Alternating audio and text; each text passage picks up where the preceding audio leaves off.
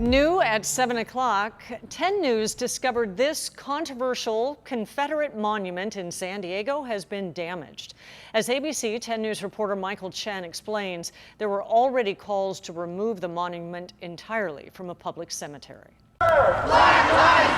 In the wake of protests aimed at racial injustice, a renewed look at the symbols of an intolerant past. When I see this monument, I see a monument of hate. Amanda Bergara, who has attended 4 protests, is one of nearly 900 people to sign this Change.org petition. It calls for this Confederate monument inside the city-owned Mount Hope Cemetery to be taken down. Pain, they cause division within our community. Buried in the cemetery are both Union and Confederate soldiers who later lived in San Diego. The memorial, erected in 1948, names General Stonewall Jackson. The name hard to make out because the stone is heavily damaged. Sources tell us the vandalism is a recent and ongoing issue. The monument plot is owned by the United Daughters of the Confederacy, whose supporters have maintained such markers are monuments to history. To erect a monument to symbolize a time of evil is not helpful for anyone, is not good for anyone. Last week, Councilmember Mark Kersey helped secure the removal of another symbol, a highway marker noting Confederate Commander Robert E. Lee from Horton Plaza. In 2017, a different Confederate marker was removed from the same location. The difference between those sites and the cemetery plot,